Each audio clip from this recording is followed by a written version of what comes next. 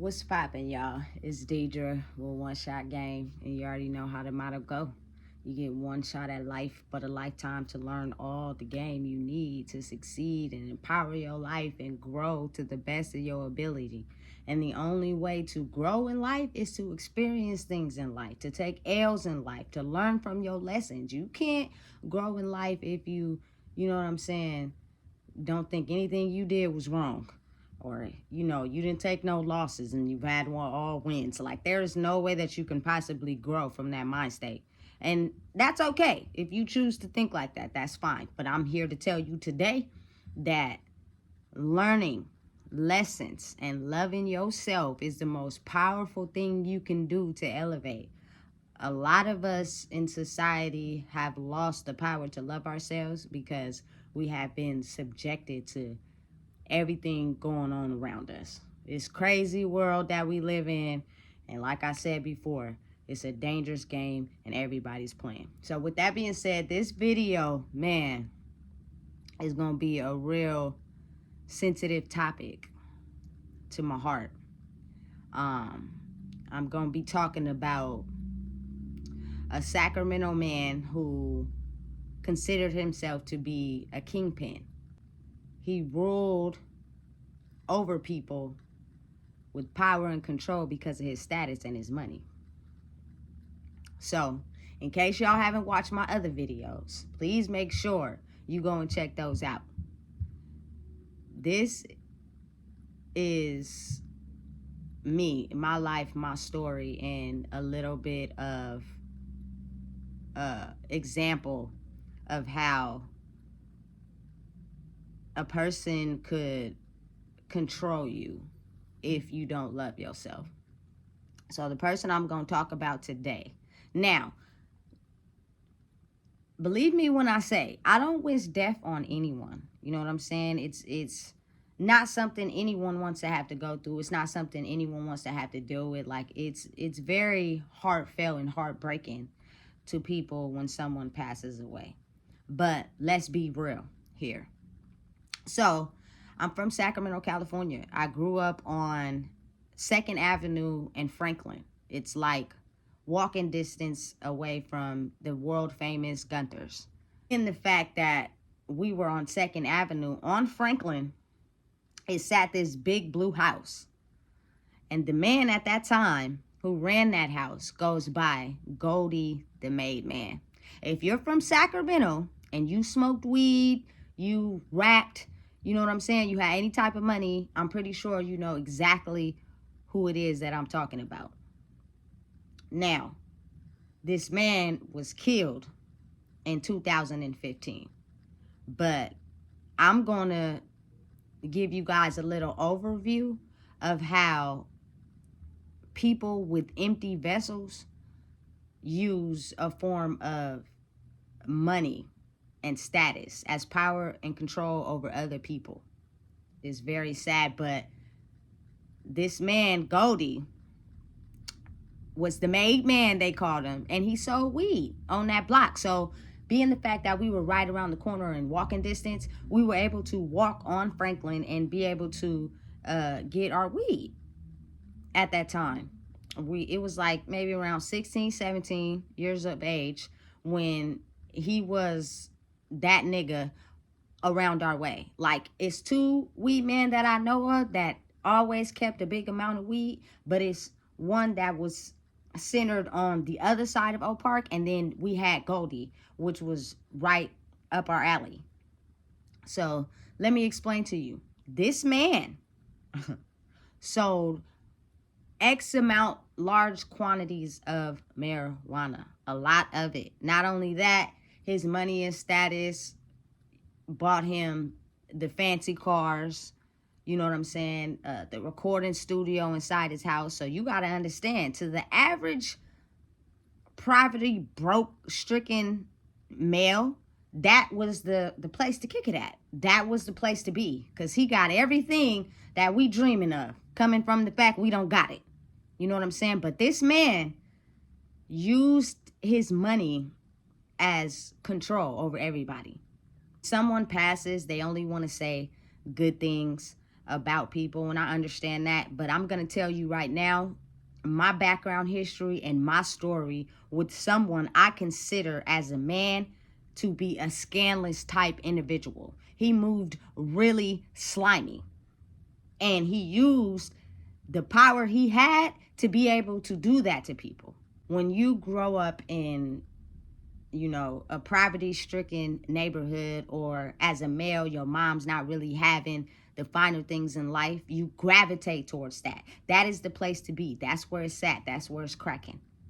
You feel me? So every time we went over there to buy marijuana, it was always a gang of people over there. Now, understand me when I say a person that always has a gang of people around them all the time, they are energy shifters, and they wear masks to be able to accommodate anybody that's sitting in front of them at that moment.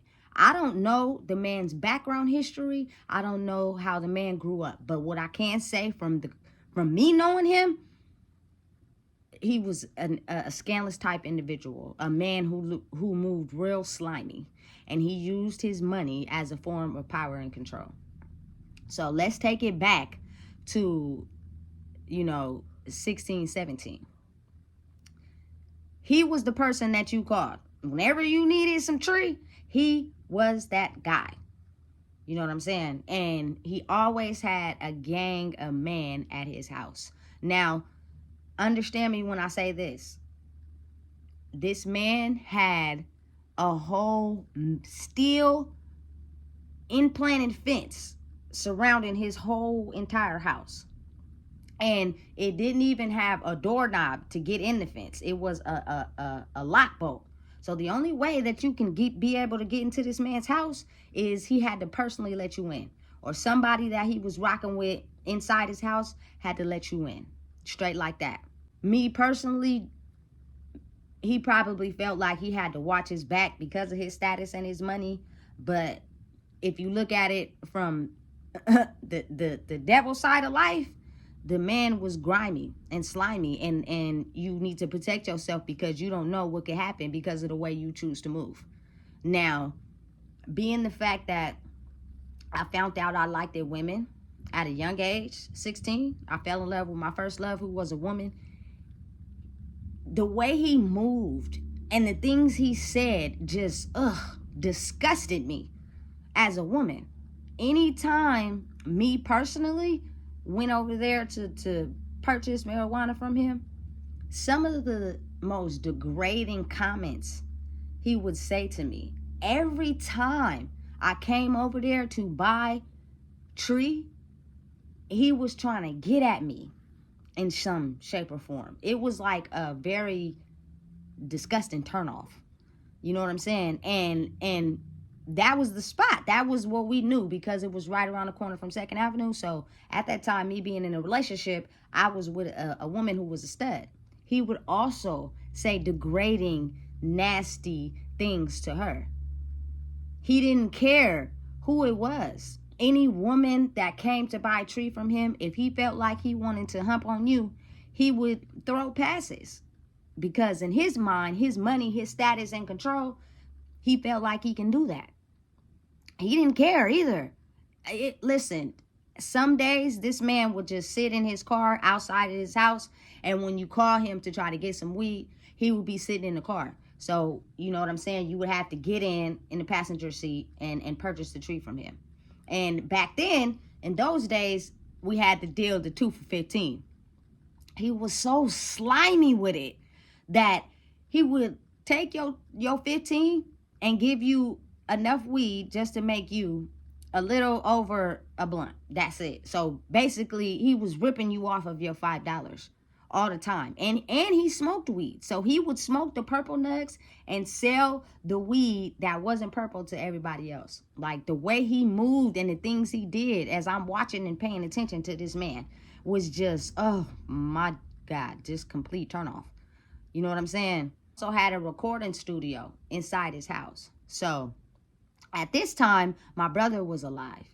You got to understand, like, being a young man, trying to find your way in the world, going over you know what I'm saying, around the corner to the weed spot where this man has cars, money, weed, studio equipment, is all enticing to a young man, especially one growing up without a father, someone to guide him in the right way and tell him, you know what, I sense that that is not somewhere that you need to be. So my brother was over there constantly, all the time. That was where he was at on a consistent basis. And he was able to meet a lot of people while being over there. You know what I'm saying? While also forming some type of friendship, relationship with Goldie. Right? So before I get to the main subject of this video, my brother like would always put me on Front Street. So one time I went over there, all in the recording studio. We sitting in there chilling. You know what I'm saying? This is a grown man who would allow teenagers and other men, as well as women, anybody, to kick it in his vicinity. And him having the power and control by having money and weed and all that, like, it was the kicking spot. You know what I'm saying? Do I think that a grown man should be allowed to have teenagers and kick it with kids? No. I think as a man, you should be able to tell these kids this is not where you should be. Because I know for a fact you wouldn't want your kids to be over here. And he had 5 kids. You hardly seen them. You know what I'm saying? In there alone by himself. So I'm taking the understanding that his wife, quote unquote, lives somewhere else. He paid for her to have a spot somewhere else. Get it? I mean, that's, I guess, the standard way of living when you produce X amount of tree or whatever he was doing behind the scenes. Who knows? So one day we were over there and my brother was like, hey, my sister could rap. He had a bunch of dudes in the studio making beats. You know what I'm saying? Got studio equipment. I didn't even write my rap down. I just heard the beat, got in there, spit a verse. You know what I'm saying? Because I'm like, hey, this beat slap. My brother in here is good. So that following 2 to 3 days after, I asked Goldie, I'm like, hey, what's up? Can I get a copy of the verse I did for that song? He made up every single excuse on why I couldn't get my verse that's on that song. And I say that to say, like, being a young woman with talent, especially being a female rapper, a lot of men systematically are programmed to not, you know, believe women could be anything other than someone that's supposed to stay at home, take care of the kids, put cars in their name, and be sexual objects. Anything else other than that is not okay. And I'm going to show you how it's not okay. Because that man, for whatever reason, did not want to give me my verse on that song. And who knows right now to this day if that song is floating around somewhere with my verse on it. And it was at that point that I stopped rapping, or stopped, you know what I'm saying, really wanting to invest in rapping, because I felt like that was janky. If someone, you know, puts their talent on to something, they should be able to get compensation. Well, and it's not even money, like just a copy of the song on a CD, their verse on a CD, you know what I'm saying? And if the song does go anywhere, like, make it be known that it's me on this song. You know what I'm saying? So once I did that, it was kind of like, you know what, I ain't even finna go over here and be rapping no more. But my brother felt like it was in his best interest just to tell this man every time I went over there that I could rap. And I wanted to showcase my talent. You know, as young teens, you still trying to find your way. So you want to get on the song and show what you got. It's just a part of natural way of living. You know what I'm saying? But the background history to this man and how he moved so slimy on the streets. He put a lot of young men in situations that they shouldn't have been in. He did a lot of things behind the scenes that was really janky. I'm not going to get into all the details because the man is deceased. And, you know, I don't want to just throw dirt on the dead. But at the same time, like, when these people are found murdered, it's nothing but good things to say in the news reports. And I understand that, but people don't never want to talk about the way this man moved on the back end. You dig me? So again, being the fact that my brother was a young male looking for his place in the world, and he's a boy, so he's looking towards other fellow men. You know, my mom, she's at home, she's taken care of. I got a shelter, I'm gonna eat good, I'm gonna be over there chilling. But when I'm trying to find my way in the world, and I like guns, and I like money, and I like cars, I'm going over here to Goldie house. And he's an energy shifter. If you don't understand what I mean when I say that, it's people in the world who don't know themselves, who fit whoever is standing in front of them. And that's cold, because you never know what you might get with that person, especially someone that doesn't love themselves. So being the fact that my brother spent a lot of time over there, he ended up connecting my brother with this man known as Juan Hot Boy Gonzalez. Now, this is the grown man that was running the streets with my brother, who was a juvenile, who had no good intentions for my brother at all. And you're growing. You have to grow through some stuff to be able to find yourself. So as a teenager, you don't really know who you are, especially if you have no one putting you up on game. So being the fact that this man, Hot Boy, was into selling drugs, riding around in scrapers on rims, you know, having guns and having a lot of money, my brother instantly gravitated towards that, not realizing that this man had no good intentions for you, being or a young boy. That right there should already tell everybody following me on this channel everything you need to know. And Goldie, being the fact that you acquainted my brother with this man, your intentions wasn't pure from the gate, and you knew it. And you knew it, and you didn't have, you know what I'm saying, any remorse at that time for what you did. So my brother started running around with this man. And I'm talking about, my brother was the type, he really wasn't into school. He got kicked out of schools. He was in continuation schools. You know what I'm saying? But he was running around with this man who had X amount of cash, selling drugs, cars on deuces. You know what I'm saying? That was enticing to my brother. But my brother had the type of personality where he wanted to do right, but doing wrong was so enticing to him. You know what I'm saying? Because me, on the other hand, I'm involved in a relationship. So I'm over here, you know, in a relationship, being loved, but at the same time, I'm working. There's not one time I never pulled up on my brother. There's not one time I never pulled up on second to check on him and see what he was doing and kick it with him for a little while. Smoke a couple woods with him.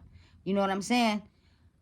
And at times, he would see how I was moving and me working, and he would go get a job. He worked at the McDonald's on Broadway. He worked at the Carl's Jr. on Broadway. I applied at every single fast food restaurant on Broadway, and I never got the job. And I remember one time I pulled up to the McDonald's on Broadway, and I seen my brother in the drive-thru, and he took my order. But it seems as if it only lasted so long, because that fast lifestyle was what was more intriguing to him. My brother loved cars. He had his first car at 16, a clean little scraper on some rims. You know what I'm saying? He would also, you know, be making money selling crystal. Now, the dude taught him that. You know what I'm saying? My brother had no type of knowledge about that because my mom didn't walk that type of line. So I know for a fact this dude was getting him knowledge on all the things he didn't need knowledge on. That was going to basically get him in trouble. And Hot Boy was a man who was also soulless. And his sole intention was to use anybody that he could to take the fall for him and his crimes. Many a times I was with my mom and we would go to Kiefer Boulevard, the juvenile hall, and pick my brother up for catching, you know, gun charges and selling drugs and etc. Now, mind you, these are things that my brother took the rap for. These were not his things. He took the rap for this guy that he barely even knew. You know what I'm saying? And the man knew that. And my grandma, she's wise. She was, telling us, listen, that there's no reason why a grown man should want to kick it with a little boy. And it's, now that I'm older now, I understand it. But when you're young, you don't understand that. The crazy part about it is, like, my grandma and my mom spoiled my brother. He had money. He had everything he could ask for. Whatever he would ask for, they would give it to him. So they thought that was the way to keep him out of, the bad side of life. But unfortunately, as you can see, that didn't work. You know what I'm saying? So my brother's on ankle monitor. He's going in and out of juvenile hall. You know what I'm saying? Taking the rap on certain things that they would get pulled over and caught up with, that the man put on my brother. Because you know what the famous line is? You're a juvenile. You won't get that much time. Compared to a grown man taking that case, he would have be put in jail. And that man knew that. That man knew that. That's exactly why kicking it with a juvenile male was enticing to him.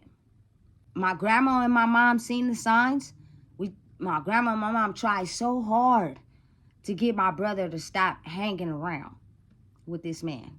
But you have to understand, not having a father figure to show you that's not the way, but you have a very supportive mom who holds the fort down, I am juiced about what's going on over here. My brother, in turn, was able to get everything he ever dreamed of. I remember one time we walking down 2nd Avenue going to Goldie's house. As we're walking, my brother takes the gun and shoots it in the air 2 times. Man, my ears was ringing for like 15 minutes. I was spooked because I was not expecting him to do that. Not only that, I'm thinking to myself like, oh my God. You know what I'm saying? What are you doing with this gun? You know what I'm saying? But you young. You know what I'm saying? But he taught me a lot about certain situations. Like, I remember one time my brother told me, if a dude is shooting, you know what I'm saying, and what you gonna do? I'm like, I'm gonna get on the ground and hide behind the car. He was like, a dude can aim low to the ground. You know what I'm saying? And I was at a loss for words. I really didn't know what to do or say. You know what I'm saying? Because I wasn't prepared for that. I'm over here being a girlfriend and being in love, and we're not dealing with that type of stuff. We going to school and we working, and it was just the way life was at that time. You feel what I'm saying? And the fact that this man, Hot Boy, was into a lot of crime and into, just, man, a dark soul, willing to destruct anything that came in its path. Had my brother doing a lot of things that he wouldn't normally do. On May 11th of 2007, I was currently locked up at the time. And when I found out that my brother was murdered, you know what I'm saying? From what I was told, the man left my brother on the ground in Oakland, California, committing a robbery of a local liquor store, and came back to Sacramento and told Goldie that my brother was dead. Now rewind it back a little bit. This man, had got extremely close to my brother, and he ended up moving in the same apartments we was in, right next door to my mom, right above my grandma. Listen, it was strange, it was crazy, and it just, if you watch my other videos, it just proves how much it is some dark people in the world who are looking to take over young, innocent souls, or anybody who feels less than and don't love themselves. I got what you are looking for to entice you to come over to the dark side. You know what I'm saying? So he comes back from Oakland, he drives, he tells Goldie Tommy is dead, and Goldie tells him, you need to go tell his mom. Now, listen to me and understand this. People have a good side of them and people have a dark side to them. Now, do I believe that he had a heart for telling him to go tell my mom that? Yes. But in the back of your mind, you knew the reason why my brother ended up dead is because you formed the relationship between this man and my little brother. As a grown man, where do you see that as being okay? Because you wouldn't want nobody to do that to your sons. That's why you did your best to keep them from over there from the life you was living. You had 5 sons and nobody really even seen them. They were with the mom. You knew better. And I'm going to explain to y'all how this man knew better. So, once he went and told my mom broke down. Mind you, you guys, this is 2007. This is the day before Mother's Day that my mom had to get some news like that. Man, fucked her whole world up. And she ain't been the same since. And I don't blame her because I don't know what it's like to lose a kid, but I know what it's like to lose a brother. And that shit hurts bad. You know what I'm saying? It's a soul wound that you never heal. You just learn how to live life. Because I know at the end of the day, he wouldn't want to see me crumble. He would want to see me excel. You know what I'm saying? And everybody is on their own different speeds. You know? So, once my grandma came and told me in Consume South, and when I got back to 2nd Avenue, you know what I'm saying? It's like pepper spray. The pieces of the fence is missing because the investigators came from Oakland where he committed the robbery and came back to Sacramento to try to catch Hot Boy. You feel me? Now, you know how you get that feeling, but you can't quite catch it? The day I went to go turn myself in was May 6th of 2007. I had to go serve 30 days. And he texted me like, I love you. You know what I'm saying? I can't wait till you get out. Whoop, whoop, I love you too. He was the only person that reached out to me and told me that he loved me because he knew I was going to go turn myself in. Sometimes I wish I still had that sidekick because those were the last messages that I got from him. You know, so to be able to find out before you even get out that your brother was killed, like it was very soul shocking to me. And it was like kind of an orchestrated plan from the universe because I was so hurt at the time that I would tell my mom, man, I wish I would have went with him, but I can only imagine if both her kids would have got taken out. That had just been very soul damaging, you know, and you want to do something, but like I said before, when the universe has a plan set up, there is nothing that anyone can do. You can't live your life trying to protect someone from dying if you know they're going to die. You dig me? So it was all orchestrated for me, I believe, to not feel the pain of knowing that that was the case. You know what I'm saying? And so, again, once I got out, and I went to 2nd Avenue to my grandmother's house. He lived on top of my grandma. So they had the SWAT team or the investigators from Oakland my mom had told them everything about this older guy. Everything the investigators needed to know. You know what I'm saying? To come get him. He ran. He shot at the lead investigator on the case. This all happened in my grandma's apartment. And mind you, it's a small apartment building. It probably had maybe like 10 apartments in it. That's it. Very small. You know what I'm saying? And then it had a backspace for the cars to park. And then some of them parked on the street. So mind you, he's shooting at the police. You know what I'm saying? Everything. And changing clothes and putting them in the trash. And at the time, in my younger days, I tried to understand what exactly is a snitch when you go to jail. But my mom didn't snitch on nobody. What she did was protect her child. If I was in the same shoes as her, I'd have did the same thing. I'd have told the police everything about this man. You know what I'm saying? Because you is a very cold individual to know that my brother got shot and left him there.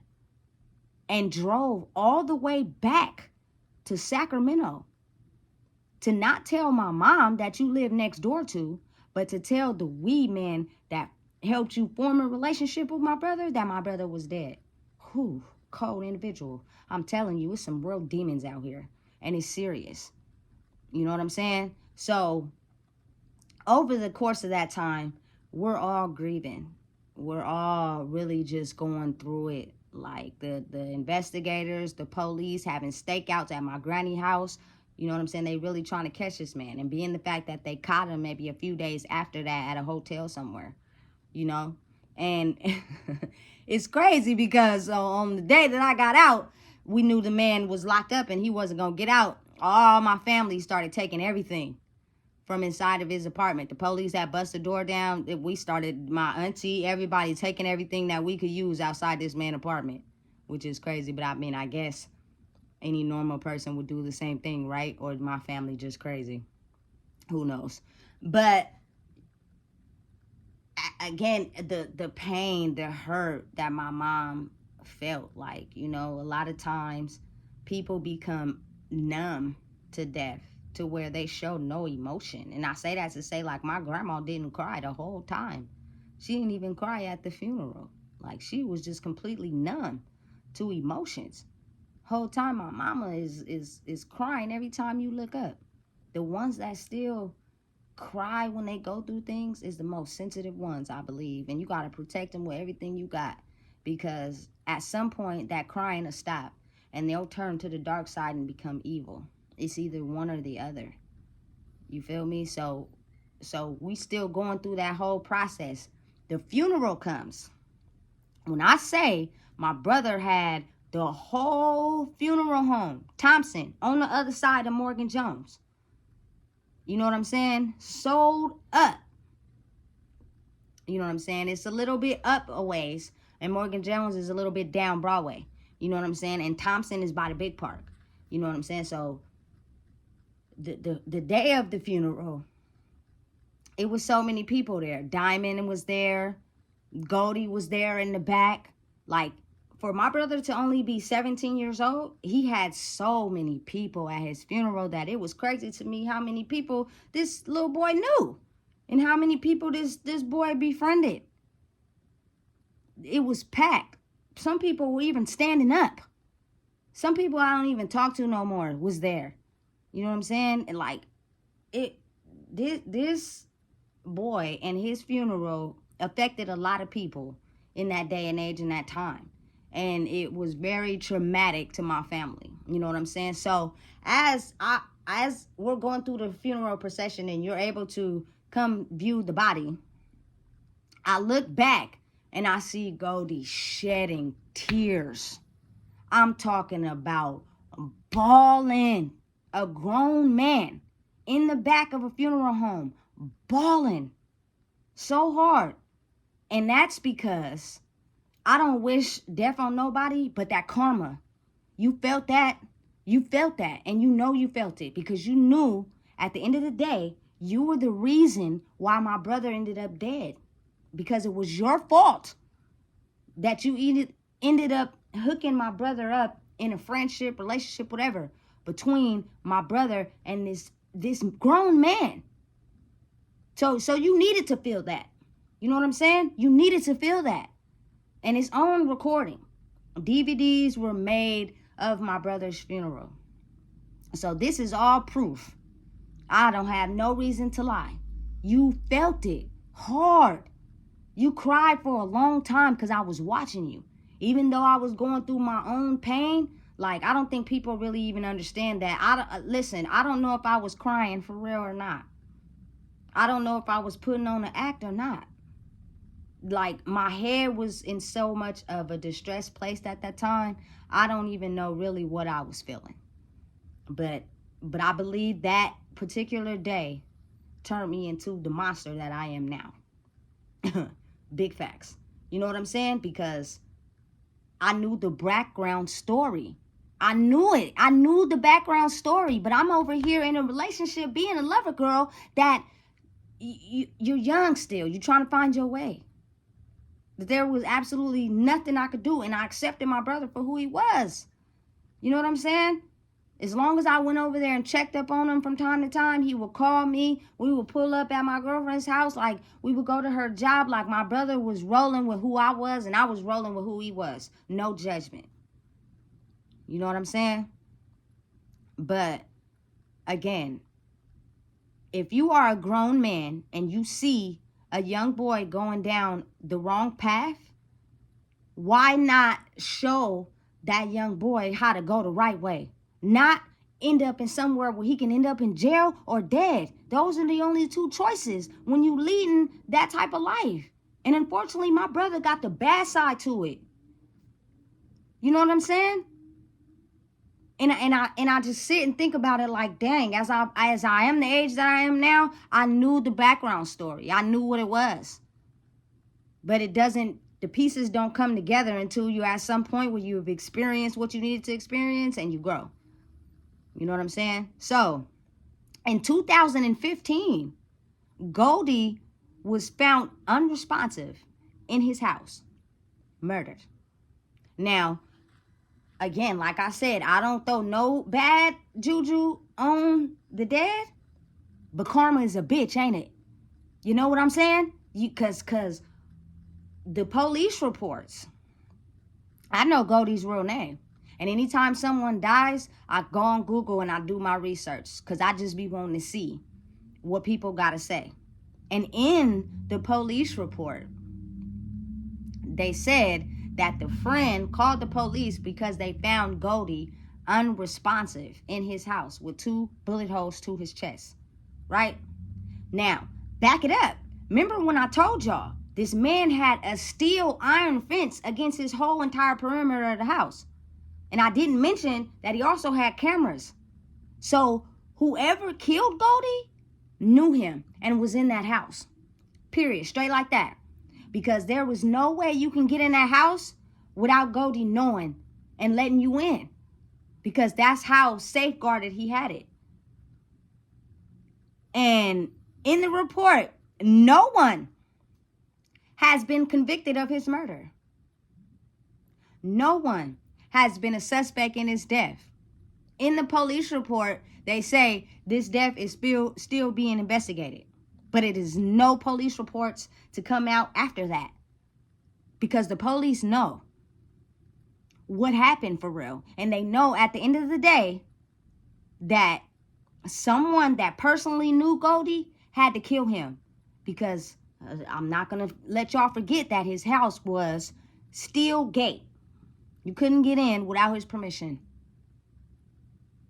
And the police already had a whole entire investigation on this man due to the fact in those days when I was 16 and 17, Franklin was cracking. We had Goldie the weed man right here. Then we had, you know what I'm saying, another person right here selling dope. You know what I'm saying? And her nigga she was messing with was from Oakland. They was cutting up. You know what I'm saying? And then the dude my brother was rolling with was a hot boy for real. Shootouts, all that Gunter's, all on Second, all that Compton's Market. You know what I'm saying? Even though the fact we are the other side of Oak Park, on the other side of Bonfair, down the way from 4th Avenue, not in Oak Park, it was hot over there at that time. And the only people who knew how really hot it got down over there is the people that lived over there. Big facts. You know what I'm saying? And the man my brother was rolling with had it hot at that time. And the woman that was messing with the dudes from Oakland that was next door to Goldie's, you know what I'm saying? I was staying over there too. All we did was smoke weed. I can leave and come in whenever I wanted. My mom and my grandma wasn't having that. You got to come in at a certain time. If you don't, you're going to get locked out. So I decided to go over here because my girlfriend, you know, at the time, she pulling up whenever she felt like it. I want to be able to leave when I want and come back when I want. You know what I'm saying? So Franklin Boulevard was hot at that time. And I'm telling you, piping hot. The tea was hot over there at that time. You know what I'm saying? So I believe and know that Goldie had prior cases, which means once you become on paperwork, You feel me? The police around that time know who you are now. You know what I'm saying? And they just trying to catch you up at the wrong time to get you caught up. But the man never went to jail. So, you know what I'm saying? I believe that the police know exactly who killed him. And they're not saying nothing because they wanted him taken out anyway. He had that whole block too fired up. You know what I'm saying? Again, in one of my previous videos, I stated how when I was staying at the woman's house next door, how I walked out and went to the store and the police hemmed me up. They had a stakeout and the whole investigation on the girl right there too. They had been watching her for a long time, and they had been watching Goldie for a long time. You know what I'm saying? People wouldn't believe that the other side of Oak Park during going towards Curtis Park was hot too, and we was the niggas that was sewing it up over there. You know what I'm saying? And I'm in and out of it. Being a lover girl over here and then coming back. You know what I'm saying?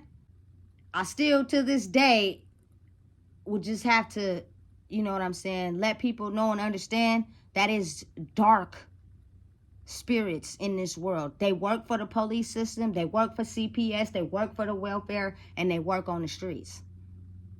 Nobody was ever convicted of Goldie's death. No other reports came out after he was killed, because I checked. Nothing was ever said about who killed him. And it's sad and it's crazy, but that's how the world operates. Goldie the Madman. 2 bullets to the chest, found in his house, unresponsive, with a steel gate around it. So if the friend found him unresponsive, that means he had people in his house and someone in there killed him. Shouldn't there be a suspect? Cause I believe that, you know what I'm saying, nobody deserves to die. I don't care how ugly of a person that they are. Period. But no one was ever convicted of this man's death. Crazy, huh? And it's the world we live in. I'm telling you, Sacramento got some dirty ass cops. Sacramento got some dirty ass, corrupted law officials that's working on the other side. And they watching. And they don't want nobody to know their power and know who they is. You know what I'm saying? And I don't wish death on nobody. But what I can say is that when you move ugly and you move as a scandalous type individual and you slimy and you use your money and your power as a form to control others, you did some janky ass shit to people behind the scenes. It was only a matter of time before you end up being killed. My brother died in 2007. You were killed in 2015. 8 years after my brother was killed and murdered. And you had to sit with that. Every day you had to wake up knowing that. And the crazy part about it is, even years after my brother passed, we were still going over there to buy weed because my grandma stayed on Second till 2009 before she moved to the South. And you still trying to get at me. Still saying weird things to me. Knowing that you are the one who hooked my brother up to form a bond with this grown man. And now he's dead. You don't hold no remorse. I'm telling you, some scandalous individuals out here. So when they say in the report, everybody got a family. Everybody got people that love them. But why we don't talk about the dark side? Why we don't talk about, the karma? Why we don't talk about if you go out there doing people wrong, eventually you're going to eat your words? Police didn't release that. You know what I'm saying? I could give out his real name and y'all could search it up for yourselves, but I'm not even going to do that. Just know that I know. Just know I know what's up. And I do know that in time, if you're moving janky, slimy, and wrong, your karma will eventually catch up to you. I don't care how much money you got, how much power you think you hold, how much official you think you are. Corruption goes on everywhere. And it will get anybody that think they in the form of power. You feel me? That one was just a very emotional, you know what I'm saying, hurt to the soul. Now, of course, you know what I'm saying? I don't think my mom is wrong, but she was probably happy that Goldie ended up getting killed. Because she knew the backstory too. And you don't want to actually, you know what I'm saying, wish that on nobody. But at the same time, it'd be like, you know what, karma is real. And because all the pain, all the hurt my mama suffered, every night she cried, you felt that. And it was only a matter of time, baby. You know what I'm saying? It was only a matter of time, especially when you roll with some killers. Not only that, I had to feel that pain too. You know what I'm saying? I had to sit in that funeral home and I had to process emotions that I don't even think I had. Yeah. It get real on the streets of Sacramento. I bet you everybody didn't know that. And the people that do know what type of man he really was, they will never speak on it. They will never mention it. But listen, I ain't cutting no corners and I'm here to tell the truth. People need to know. Goldie the Mademan wasn't exactly Goldie the Mademan. He was a scandalous type individual, for real. And I don't mean to, you know, offend any of his family members that might come across this video, but y'all knew too. The man was married. His wife will come to the house and pull up in cars and put them in her name and, you know what I'm saying, not realizing that your husband is probably messing around with another woman every night in this house. And you don't even know. She probably was the one who shot him, if you ask me. It's a cold world, right?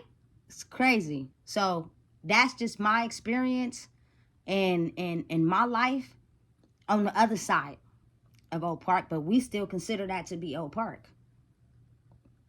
But we was the niggas that was holding that side down. And we had stakeouts with the police. We had police shootings. We had investigations. We had deaths and murders. And we had that block sold up over there. From Gunther's all the way to Compton's Market. If you don't know what it is, I just told you. Please make sure you like, comment, share, and subscribe. Because I just gave you the real truth on the man behind the money and the power and who y'all might think he was. Don't mean to offend nobody, but I ain't gonna sugarcoat either.